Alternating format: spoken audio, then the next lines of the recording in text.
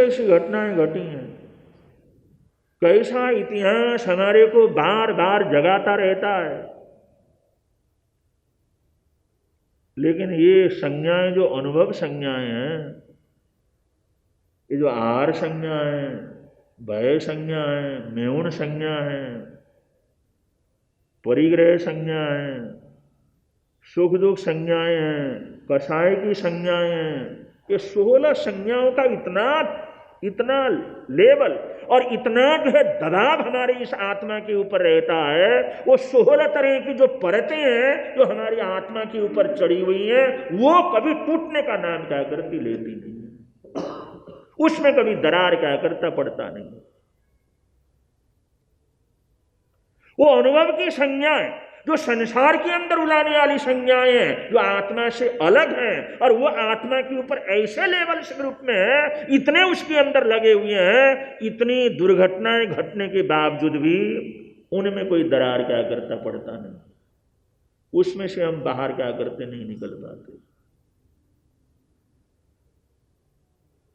सोचो कुछ हो जाता कुछ है, ऐसे खेल दिखावे, सोचो कुछ हो जाता कुछ है, ऐसे खेल दिखावे, अमृत भी विष बन जाता है, बुरा वक्त जब आवे, अमृत भी विष बन जाता है, बुरा वक्त जब आवे, बस ना चलता जी हार गए अवतारी, बस ना चलता जी हार गए अवतारी, डरते रहना जी कर्म गति है न्यारी, डरते रहना जी कर्म गति।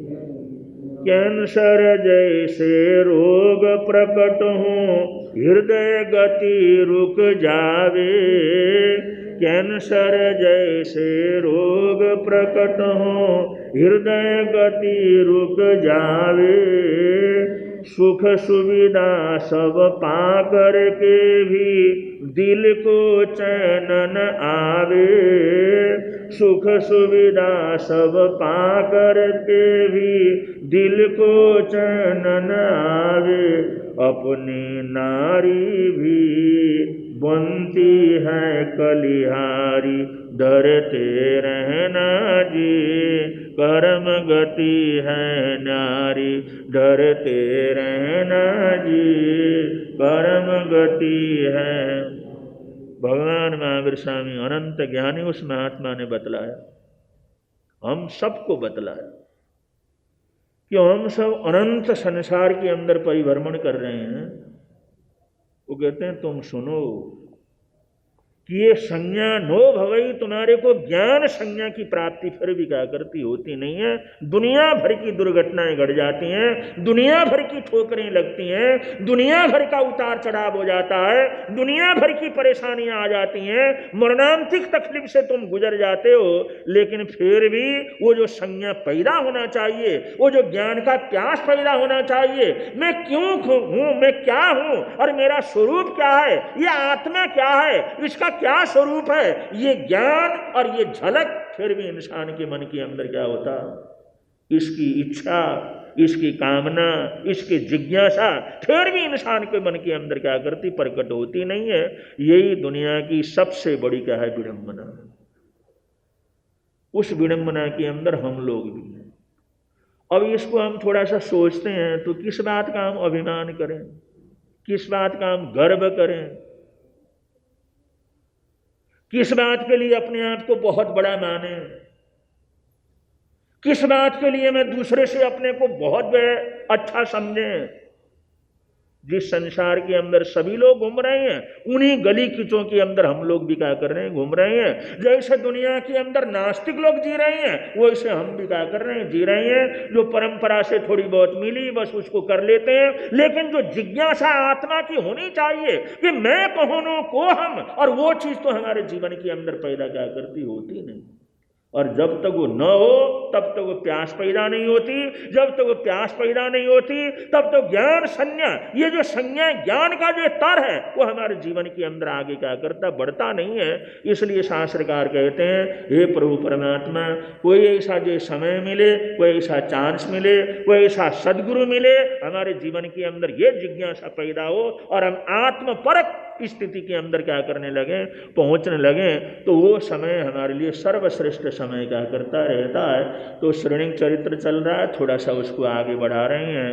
श्रोता सुन लो ध्यान लगाए, श्रेणिक चरित सुनाते, चरित सुनाते हैं, धर्म की महिमा गाते हैं, श्रोता सुन लो ध्यान लगाए, श्रेणिक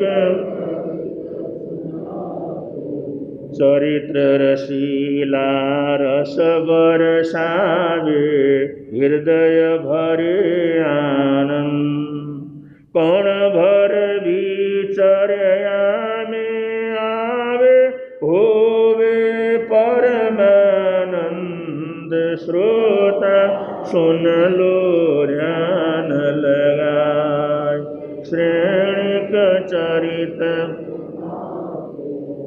एक दिन राजा राजसभा में बैठा सज श्रृंगार, यमनंद राजा वहाँ आया, ले निज पुत्री लार, श्रोता सुन लो ध्यान लगाए, श्रेणिक चरित सुनाते, चरित सुनाते हैं, धर्म की महिमा गाते हैं, श्रोता सुन लो ध्यान लगा, श्रेणिक। बंधु, महाराजा प्रसन्नजीत बड़े ही वीर राजा थे, बड़े ही लोकप्रिय राजा थे। जनता उसे विष्णु का अवतार मानती थी। वो देवताओं के दर्शन की तरह उनके दर्शन के लिए लोग तरसते थे। उनके महलों में, रणवास में एक से एक बढ़कर के नारियां वहां पर उनकी सेवा के लिए तैनात रहती थी, तैयार रहती थी, और एक से एक बढ़कर के राजकुमारों का फौज था वहां पर। और श्रेणिक का जैसे बतलाया, एक से एक बढ़कर के वीर और बहादुर उसके जीवन के अंदर राजकुमार थे, और मस्ता को उसने प्राप्त कर लिया था, सारे संसार को भोगा था। और ऐसा भरपूर परिवार के अंदर रहने वाला प्रसन्नजीत महाराजा एक बार राजदरबार में थे। उस समय पड़ोसी राजा यमदंड महाराजा उनके संधि करने की भावना से वो आए, उनका स्वागत सत्कार हुआ, सम्मान हुआ, और राज दरबार में जहां पर प्रसन्नजीत महाराजा थे वहां पर उनको बड़े सम्मान के साथ क्या किया जाता है, लाया जाता है। और जिस समय लाया गया तो यमनंद राजा के साथ साथ में उनकी पुत्री तिलकावती, वो राजकुमारी भी उनके साथ उस राजकीय यात्रा के अंदर क्या हुई थी, आई हुई थी। क्योंकि यमनंद राजा उस राजकुमारी को बड़ा प्रेम करते थे, बड़ा वात्सल्य करते थे। उनका लड़का नहीं था, ये लड़की कोई पुत्र की तरह उसने पालन किया था, सारी कलाओं के अंदर पारंगत किया था, और एकदम ऐसी देव कुमारी थी वो।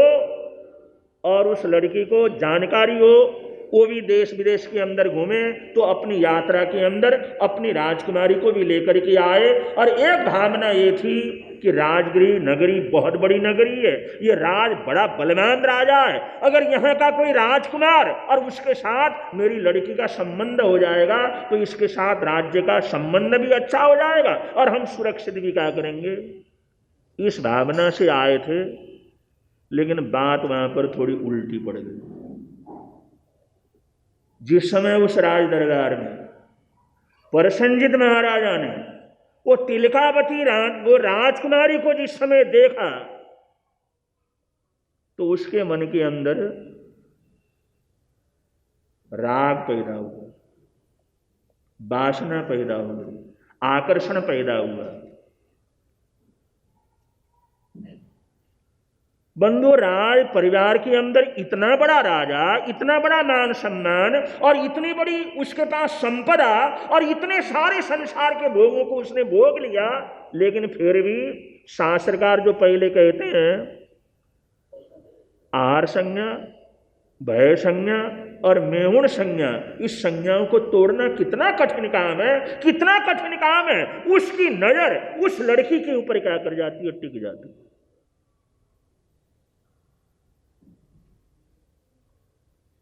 और उसने उस यमनंद राजा से प्रार्थना की, उससे रिक्वेस्ट किया, वो करवाया, नारियल वगैरह उसके लिए राजा के सामने प्रस्तुत किया कि इसको आप क्या करो, स्वीकार करो। यमनंद ने पूछा कि किस बात के लिए? तो मंत्रियों ने कहा अगर कोई राजकुमारी राजा को पसंद आती है और ये सब सामान राजा के सामने प्रस्तुत किया जाता है तो ये राजा की तरफ से उस लड़की की मंगनी होती है। तो आप आए हैं, तो आपके पास तो राजकुमारी आई है और महाराजा प्रसन्नजित उसके साथ शादी करना चाहते हैं, इसलिए मंगनी के रूप में ये नारियल आपके पास क्या करते हैं, प्रस्तुत करते हैं।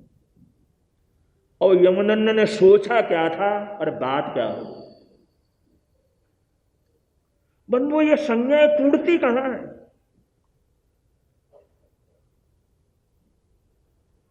यमनंद ने सारी ताकत लगा करके प्रार्थना की।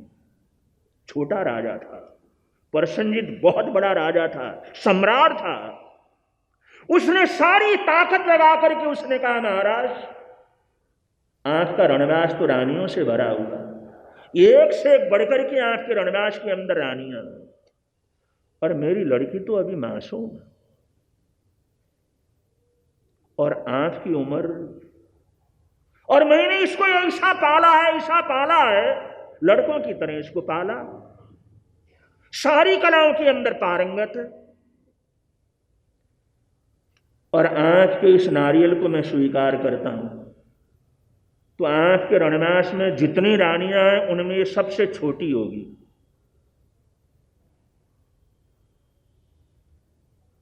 और छोटी होने के कारण इसको अधिकार तो कुछ मिलेगा नहीं।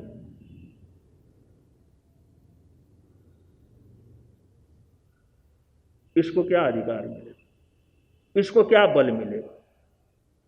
मैंने जो दुनिया भर के स्वप्न बनाए हैं कि मेरी लड़की है और इसका संतान भी, वो भी राज परिवार के अंदर रहे, वो भी राजा बने, उसका वैभव हो, लेकिन वो सारी मेरी स्वप्न तो समाप्त हो जाएंगे। इसलिए मैं मजबूर हूं, बहुत मजबूर हूं। आपके सामने मैं बोल नहीं सकता, अधिकार नहीं है मेरा बोलने का, लेकिन मैं इसके प्रति जो स्नेह रखता हूं कि मेरी बेटी का अपमान कहीं पर भी न हो, इसका मान सम्मान हमेशा बना रहे, यही स्वप्न हमेशा से संजोया। इसलिए आपके साथ इसकी शादी होती है तो ये सबसे छोटी रानी रहेगी, इसका क्या मान सम्मान रहेगा, इसका क्या आदर सत्कार रहेगा? तो राजा ने झट बोल दिया, तुम ये बात कहते, मैं इसका मान सम्मान नहीं करूंगा। आज वचन देता हूं, इसका जो पुत्र होगा मैं उसको राजगद्दी के ऊपर क्या करूंगा, बैठा दूंगा। न आगे का सोचा, न पीछे का सोचा, न रणवास का सोचा, न राजकुमारों का सोचा। ये हमारे जीवन के अंदर संज्ञाएं पैदा हो जाती हैं तो उसकी बुद्धि क्या हो जाती है, भ्रष्ट हो जाती है, वो ज्ञान उसका लुप्त हो जाता है, समझ खत्म हो जाता है। उसने प्रतिज्ञा करी कि राजन यमनंद, जो तुम्हारी पुत्री का लड़का होगा उसी को मगध का राजा क्या करूंगा, बना दूंगा। यमनंद ने कहा फिर मैं कुछ नहीं कर सकता, जो आपकी इच्छा हो उसको पूरी कर लेता। तो बंधु, दुनिया के अंदर बुद्धि को विकसित बना करके रखना, सोच समझ को अच्छा बना करके रखना बड़ा कठिन काम है। अब ये कहानी किस तरह से चलती है, किस तरह से ट्यूस होता है, किस तरह से घटनाएं मोड़ती हैं और किस तरह से इंसान की गलती इंसान को जिंदगी भर वो खून के आंसू रोने के लिए मजबूर कर देती है, ये सब विवरण आगे समय के अनुसार क्या करेंगे, बतलाएंगे। बड़े प्रेम से आप लोग बोलेंगे, होता है आनंद प्रभु की वाणी से, होता है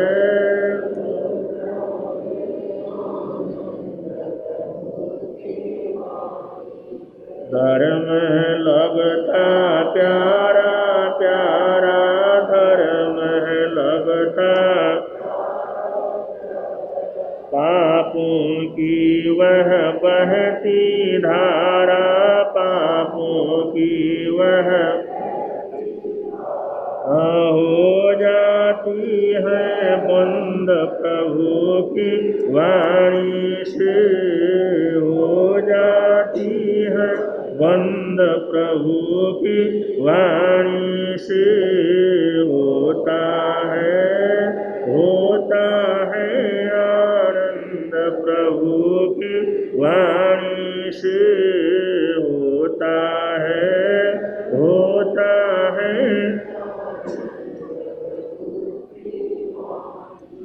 प्रवर्तक शांति गुरुवर प्यारे, प्रवर्तक शांति गुरु जीवन नैया के रखवारे, जीवन नैया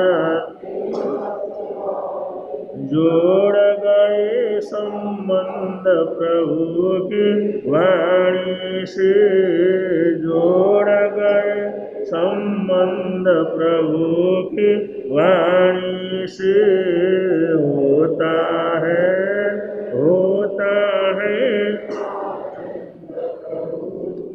वाणी से, होता है आनंद प्रभु। जो भी मंडल, जो भी परिवार, जो भी श्रावक श्राविकाएं यहाँ के सभी व्यवस्था के कार्य के अंदर सहयोग दे रहे हैं, उन सबको समिति की तरफ से, महिला मंडल की तरफ से लाख लाख धन्यवाद है। आप लोग इसी तरह सहयोग देते रहें। और जाप में भी जिनका सहयोग चल रहा है समिति की तरफ से और विशेष रूप से महिला मंडल की तरफ से भी, जो दिन भर का आप लोग संभालते हैं, उनको बहुत बहुत मंगल कामनाएं सद्भावनाएं दी जा रही हैं। और सिद्धि तप की आराधना में, सिद्धि सोपान की जो आराधना में चंचलबाई कोठारी, कौशल्याबाई कोठारी, संतोषबाई छाजेड़, कविताबाई बाठिया और सूरजीबाई छाजेड़ ये सिद्धि तप की आराधना कर रही हैं। उन्हें बहुत बहुत मंगल कामनाएं, बहुत बहुत सद्भावनाएं हैं। सिद्धि तप उनकी आराधना कर रहे हैं। और भी कोई सिद्धि तप करना चाहें तो वो भी भाग ले सकते हैं। ये सिद्धि तप करने वाली महिलाएं हैं, बहनें हैं, उनके लिए हमारी हार्दिक हार्दिक मंगल कामनाएं और सद्भावनाएं हैं। धार्मिक शिविर प्रति रविवार को 10 बजे से 12 बजे तक 6 से 13 साल के बच्चों का रहेगा और उसके ऊपर के बच्चों का 12 से 2 बजे तक का रहेगा। इसका जरूर आप लोग ध्यान रखेंगे। कल के प्रश्न का उत्तर है, किसने काया से कर्म बांधे और काया से ही कर्म तोड़े? इसका उत्तर है अर्जुन मालाकार। ये जो बहनों ने इसका जो उत्तर लेकर के जो है आपको दिया है। मोक्ष की सीढ़ी के सोपान में आज संतोषबाई छाजेड़, राजूबाई लोढ़ा और नेहाबाई कोचर, इनका महिला मंडल की तरफ से आज सत्कार संपन्न किया जाएगा। और आज का जो प्रश्न है, इस अपसर्पणी काल में प्रथम त्रिदंडी सन्यासी कौन थे? इस अवसर्पणी काल में प्रथम त्रिदंडी सन्यासी कौन थे? इसका उत्तर ला करके जो डब्बा वहाँ पर रखा हुआ कलश, उसके अंदर अपना उत्तर देना है। और जिन भाइयों के, जिन बहनों के आज एकासन है, खड़े होकर के आराध्य गुरुदेव के मुखारविंद से एक आसने का प्रत्याख्यान करेंगे, वियासने का प्रत्याख्यान करेंगे। जिन भी भाई बहनों का एक आसना वियासना हो, सभी तपस्वियों को जो बड़ी लंबी तपस्या भी कर रहे हैं, उन सब का भी प्रत्याख्यान आराध्य गुरुदेव प्रदान कर रहे हैं।